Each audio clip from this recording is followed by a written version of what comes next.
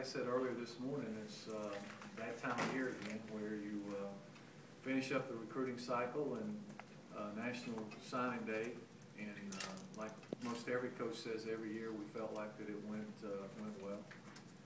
We got 22 letters in this morning, had everything done by 10:30, so that was great. Didn't have to sweat that, and you know, feel like we got some outstanding young men, some good players, and some guys with a lot of character that fit into what we want to do. So, like anything, certainly we didn't get everybody we tried to recruit, but again, I felt like we got a good group that's going to help propel our football team forward. So, with that, I guess I'll open this thing up for questions. Coach, we hear the kids, the signees always talk about what a relief it is for them. What's it like for coaches once this day comes and goes? I think that it's a relief, you know, but basically you just start on next year. You know, it goes pretty much the year round. It was good that it went kind of like what we thought. You know, we didn't have any last minute surprises. And,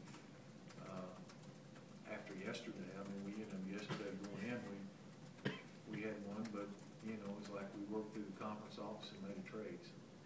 Who's the player we named later? Yeah, well, you know, one of ours went to Wake, and we got one of theirs as a trade.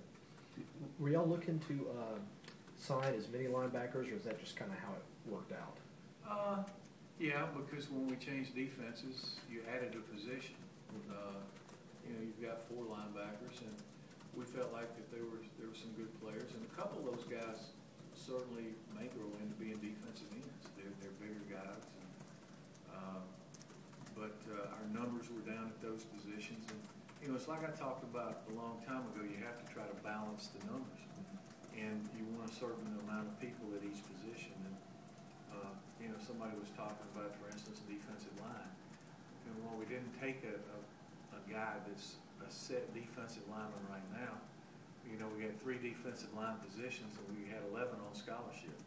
That's about as many as you want.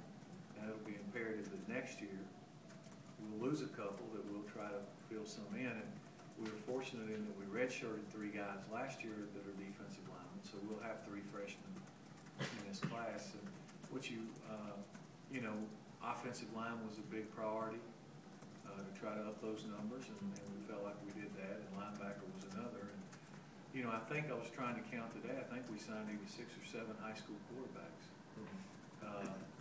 And usually those guys are great athletes, and we're looking forward to, you know, seeing what those guys do at different spots. What was it about quarterbacks? Some of the other coaches were saying this morning about this. Well, I just think as a general rule, it's been my experience through the years that most of the high school teams put their best player at quarterback. And when you get those guys, certainly from, you know, Tyler, the kid from Illinois, I mean, he's, you know, 6'3", 235, 240. Certainly right now, he can play outside linebacker.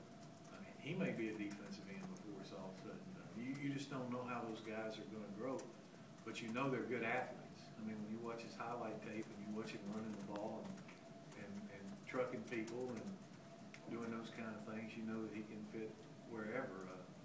You know, a kid like Chris Milton can play a bunch of places. You know, he was a really good quarterback at Charlton County, and one of the best players in that area for 2 or 3 years. So, you know, he could be an A-back, he could be a safety, he could be a wide receiver, he could be a lot of things. So I think they have a lot of position flexibility.